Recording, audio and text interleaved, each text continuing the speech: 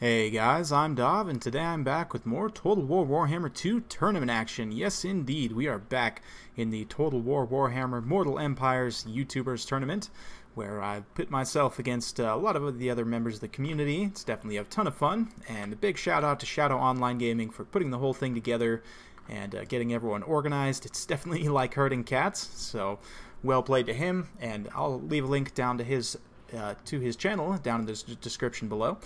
You guys go check him out if you want to see some of the other games from the tournament. We've got a lot of good players, so definitely go check it out and see what's going on. For this battle, I'm going to be taking my Skaven, who I am playing throughout the tournament, and this time we're facing up against the High Elves, so you can see my Warp Lightning cannons already popped off shots here. We've already made some contact on these Eagle Claw Bolt Throwers over here, but let's quickly go over the army compositions before the battle gets too crazy here. I have a Bonebreaker Warlord here. We've also got a Warlock Engineer. Since this map has a lot of choke points, I figured, hey, why not bring some Warp Lightning, see what we can do. So we've got the Warp Lightning, we've also got Howling Warp Gale in case of Dragon Lords, and the Warpstone Armor. All very good picks here. Front line is a little bit discombobulated here as it moves up towards this center pocket, but you can see kind of how I have them lined up. We've got Plague Monks, Death Runners, and Death Runners. So you guys know I like to mix the Death Runners with the Plague Monks, especially against the High Elves, who have a very heavily armored front line. You get the Armor Sundering from the Plague Monks, or excuse me, from the Death Runners. You get the Weeping Blades Armor Sundering, as well as their Armor Piercing attacks. Then the Plague Monks can do a lot more damage with their anti-infantry and high DPS. Very good stuff. We've also got Skaven Slave Slingers for Meat Shields, Skaven Slave Spears, 4 of those as well. 2 Rat Ogres, 2 units of Gut Runners with poison, and that's pretty much it for my army. Looks like a couple of Poison Wind Globadiers here as well. It's a little bit hard to tell because they're all blobbed up, but let's go ahead and take a look at the High Elves here. It looks like they've got Teclis with Nets of Ammontok, which is going to be very good on this map. Flock of Doom, very nice as well. Might have liked to have seen Chain Lightning here, just because if for example, we get this engagement here, and he casts the Chain Lightning, it'll stay within a pretty confined area and do a lot of damage, but, you know, Nets of Ammontok's very good play. The Eagle 3, he's got 3 Eagle Claw Bolt Throwers, so this is an interesting pick. I'm not sure I agree, because the issue they're going to have right now, this one's being able to return fire on my Warp Lightning Cannon, which is all well and good, but if they try and target anything that's down on this lower ground here, then they're gonna have an obstructed line of sight. There's kind of a little berm right here, so they can't really fire effectively downwards. You can see the line of sight is fairly well obstructed, so you can see he's given an attack order on my guys right here, but these guys are going to kind of turp out and go all the way around here and leave themselves quite exposed. But if my opponent plays his cards right, he could still get a very favorable engagement. In my opinion, if he would have cut these guys and just brought a whole lot more archers, it would have been a really bad day for me. The Nets of Ammontok with the archers could have just decimated my entire front line and would have left me in a very weak position. But let's see how he can play with the Eagle Claw Bolt Throwers. In terms of his other army, he's got Spearmen up front, looks like some White Lions of Trace, and 2 Phoenix Guard, with another White Lion and Spearmen over here. So Phoenix Guard are an interesting play here. Maybe he was expecting Hell Pit Abominations. They will be very good against Rat Ogres, but probably a little bit more elite than what you need to go against the Skaven. With the High Elves, as you guys know, I like to personally bring the Tyrannok Chariots. Granted, on this map, I don't know that it would have been really good. I definitely think that the Phoenix Guard, you know, on this map, it's a little bit more of an understandable pick, just because they're such a great defensive unit. They can set up a defensive line here, or, you know, here, and just be able to hold off for quite a long time. So let's go ahead and get things fully kicked off here. In the artillery duel, we've been able to blow up 2 of the Eagle Claw Bolt Throwers already. The other one, taking a near miss there, but the Eagle Claw Bolt Throwers themselves are actually very easy to blow up, so if you can make solid contact, you know, it'll be very good. And my opponent's firing in onto this unit of Skaven Slaves, which is not exactly ideal. He will do some damage there, but I mean, this unit costs 150 points, so it's really not worth much. Meanwhile, we're going to be pushing up and around this flank with the Rat Ogres. Since my opponent has surrendered this ground here, we're just going to push the Rat Ogres up and around so we can come around this way, potentially go up here, you know, around here. Right now my opponent's got his defensive line set up this way, and so we're going to do a bit of, you know, exploit the fact that he's left this gap open here, and just push my 2 units of Gutter Runners over around this way and just kind of park them in the forest over here. The forest will give him cover from the fire of the archers. Very nice fiery convocation. Unfortunately, it was mostly on Skaven slaves, so it was a bit of a waste. Did catch the Death Runners there at the end, but honestly, for the, I guess it was free, but it only has 2 charges. I'm honestly not a huge fan of that thing. I usually cut it when I bring Teclis just to save on points. But right now we're getting some nice fire into the Spearmen. Of course, the physical resistance of the Gun Runners will help them resist a bit of that missile fire. They still don't want to take too much. So we're going to be able to get them back into the forest here, screen out some of that arrow fire. And you can see, just like I said, these things are derping out a little bit. They've come down to this low ground here, but at least now they'll have a clear lane of fire down here. Unfortunately, I'm going to be able to push over some Skaven slaves and so on, but you can see a nasty Nits of Ammontok here, followed by a Flock of Doom, going to be pulling off a decent amount of hit points on all these guys. Unfortunately, my opponent should be focus firing with his archers right into this blob right now. He could be getting a ton of kills on these Plague Monks and Death Runners. But instead he's focus firing on the Poison Wind Globadiers here, which honestly, they don't have a lot of really good targets. You could probably leave these guys alone for now. But we're going to get the Warlord charging in here.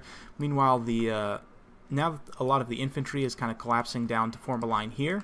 We're going to start to push the Gutter Runners up here and see if maybe we can lead off some targets. I was thinking maybe we lead off the White Lions or maybe one of the units of Spearmen and then just collapse with the Rat Ogres, get a nice little ambush. But my opponent's just committing all his forces right into this pitched engagement here, so it's going to be a very, very dense fight here right in this little pass. High Elves are trying to hold the line, but the Spearmen are going to be suffering pretty badly here. They're down to only 20 armor, and all these unimodels are just pounding away at them. We've now got all the Plague Monks and Death Runners engaged, so Warp Lightning Cannon also firing in a beautiful hit there, straight into the front line. Talk about danger close. Then again, if they hit their fellow Skaven, they don't really care too much. But meanwhile, the Gutter Runners with Poison just coming around this flank here, going to be getting some nice fire in on these archers and so on. My opponent a little bit slow to react here. These Spearmen are also out of position now, so I can come in with a horrible rear charge, and look at that Warp Lightning just destroying my frame rates and the High Elf front line. And that was devastating. If we look at the Warlock Engineer over here, if I can find him. Where'd you get off to, guy? Oh, here he is. He's got 64 kills, and most of that is on Phoenix Guard and White Lions, so absolutely devastating. Now the rear charge from the Rat Ogres coming in, and this High Elf front line is crumbled almost immediately. These guys are taking an absolute savaging, and very much understandably are going to retreat, despite being very elite tier troops. Even the Phoenix Guard are wavering at this point. White Lions, Spearmen, all done for, and we're going to get a general rout coming across. Poison Wind Globadier is taking quite a bit of damage. My opponent pushing forward on this side with the spears. I did send some Skaven slaves over here. They got easily killed, but the Warlord was able to get in here and distract these White Lions, just kind of holding them in place while we mop up all the units. These 2 Phoenix Guard have now routed here. We're just being able to, you know, mop them all up. These Gutter Runners have been an absolute menace. They got into the back line here and just raffle stomped all these archers. Excuse me. And Teclis is doing his best job to try and support them, but they got munched on by those Gutter Runners, and this is going to look like a pretty decisive victory for the Skaven. Definitely going to be a rough time for them, so not to knock my opponent, but yeah, I definitely think that he knows he got pretty badly shreked on that one, but still, no worries. It's definitely a fun battle, some cool cinematics, and man, just look at the carnage here. There's tons of dead High Elves and not as many dead Skaven as you would hope. If we look at the allied troop count here, I've actually only lost about 150 troops to my opponent, who's lost the majority of his forces at this point. So some of these troops have regrouped here and going to be forming kind of a, potentially form a second line here. That'd be pretty good. And then he could form like a second line here just for a bit of a last stand, but he's going to go very aggressively after the Warlord here. I'm going to bring in my Rat Ogres for support, so let's catch some of the cinematic action as the battle wraps up. Oh man, the Bonebreaker's so cool, and then here come the Rat Ogres doing the belly flops, all kinds of wild stuff. Just tearing into those White Lions. We're going to have to be careful of these Phoenix Guard. 2 very tattered units of Phoenix Guard are still very dangerous. And I feel pretty confident that we have enough here with the Rat Ogres to just finish off what's left of the High Elves. You can see those White Lions already wavering, taking a ton of shock damage, and just continuing to collapse down here. I will have to be careful though. The Warlord, ooh, nasty belly flop right into all those Phoenix Guards. So that's a bit dangerous because now he's going to get completely surrounded. But we've got the Warp Lightning Cannon shooting in, roasting some of these High Elves here. And yeah, we're just going to be able to push through. Looks like he gets an attack animation and the Verminous Valor there to spring himself loose. I'm going to screen with the Rat Ogres as well, get a bit of a counter charge here. So High Elves slogging through the rain uphill, just having been beaten down by these rats. very, very undignified manner, and looks like we've got another warp lightning coming down, so let's watch it destroy my frame rates here, and oh my gosh, I just dipped to like 3 frames per second. Oh man. Wow. Holy cow. Wow. Just wow. And that'll be all. So, well played to my opponent. Hope you guys enjoyed watching that. Yeah, it's just a really, really rough day for the High Elves.